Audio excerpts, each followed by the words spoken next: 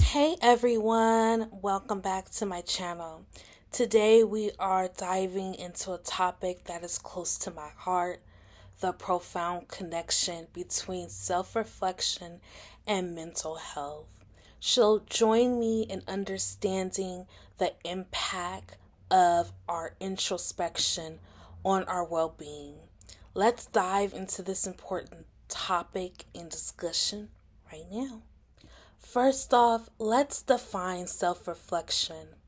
It's more than just looking at ourselves in the mirror.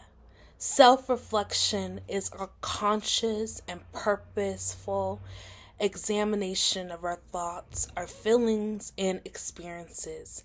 It's a tool that we can use to gain insights into our minds and into our emotions. Now, self-reflection fosters awareness of our thoughts and emotions. By taking a moment to pause and reflect, we can identify and acknowledge the array of feelings that are within us, within our souls. This heightened awareness is a fundamental aspect of maintaining a good mental health. Now, through self-reflection, we can identify patterns and triggers that impact our mental well-being. Recognizing these patterns allows us to address underlying issues and develop healthier coping mechanisms. It's a powerful step toward creating a more resilient and positive mindset.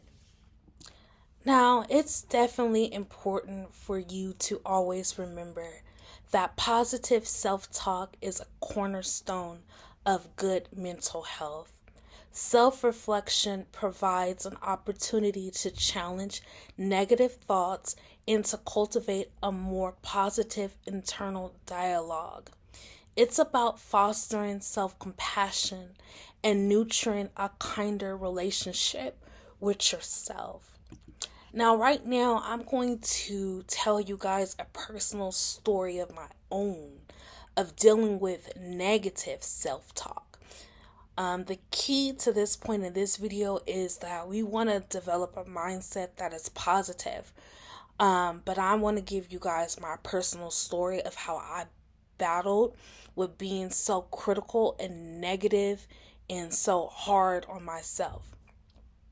So, first and foremost, negative self-talk can definitely have a profound impact on your mental health. And I definitely experienced this firsthand during a challenging period in my life. I was constantly berating myself with critical thoughts, which created a toxic cycle that lowered my self-esteem and contribute to depression, anxiety, and stress, and even insomnia in my life.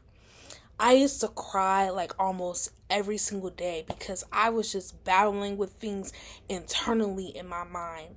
It's because I wanted my life that I was living to be something different. I wasn't happy with myself. I didn't love myself. Like I mentioned before in a past video that I really struggled with loving me for me. Being able to look into mirrors, being able to just love Talia.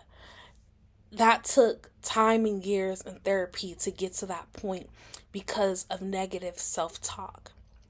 Now, the persistent belief that I wasn't good enough or capable of success created a cloud of self-doubt that erupted every aspect of my daily life. I never felt like I was good enough.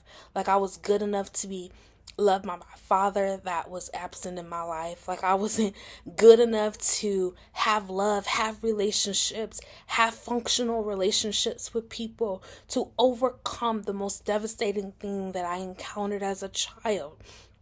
I never thought I was good enough to get past the pain, to get past the hurt. And because of that negative internal dialogue, That affected my relationships with family, with friends, with work, and my overall sense of well-being. But the most important thing that I had to do is to recognize the destructive impact of negative self-talk that was a turning point in my mental health journey for me. Once I realized the impact of my thoughts, impact of the things that I'm speaking over myself and over my life, it prompted me to seek support, both from loved ones and even from mental health professionals. Now, through therapy, I learned to challenge and reframe those harmful thoughts, replacing them with positive affirmations. And that's how you guys are able to see the Talia that I am today. The Talia before was never this positive. The Talia before seen negative in everything. Everything. And so over time, this shift in my mindset not only helped lift off that burden of constant self-criticism, but it also improved my mental health. It allowed me to love me from head to toe. I love who I am, to not care about others' opinions of what my life should be, but making the best out of the life that I have for myself and embracing all the blessings and all, of the love and support that God has given me. So the experience taught me the importance of cultivating self-compassion towards myself, and the powerful influence that positive self-talk has allowed me to become resilient, have allowed me to forgive, to let go of all those things that were anchoring me down. And I am so thankful and blessed to be where I am now. So I just wanted to share that with you all so that you guys know that everything is not always peaches and cream, but it's up to us to recognize when we're harming ourselves with that, negative self-talk, that we speak life into ourselves so that we can be good to everyone around us. Because if you can't be good to yourself, girl, please, you ain't gonna be good to your family members, to your friends, to your employer, or your children. So beyond the immediate mental health benefits, self-reflection is definitely a catalyst for personal growth. It encouraged us to set mindful goals and to align our actions with our values, to align our mindsets with positive thinking, and to continuously evolve as individuals. The journey of self-discovery is intertwined with our mental well-being. It is up to you to be the best version of yourself because, like I said, you have to love yourself more than anyone else in this world. And you definitely have to have some self-compassion. You are not going to be able to do everything perfect. You're going to make mistakes. There's going to be roadblocks. There's going to be setbacks. But we use those and we acknowledge that setbacks are a stepping stone for our growth, for our joy, for our peace, for our happiness. And we will not allow the things of our past to weigh us down. We will not allow our negative self-talk towards ourselves to cause depression, to cause anxiety. So sometimes you have to call things as they are. And that's what I started doing in my life. Like, I literally start saying, "Dear depression, you cannot have me." And I would just pronounce that over my life every day. And, indulging in therapy and having the love and support of my partner, has helped me tremendously to become the woman that I am today, the woman that you all are seeing today. And I definitely want each and every one of you to be able to have the same testimony as me, a testimony of overcoming what you thought was impossible. So I thank you for joining me in exploring the connection between self-reflection and mental health.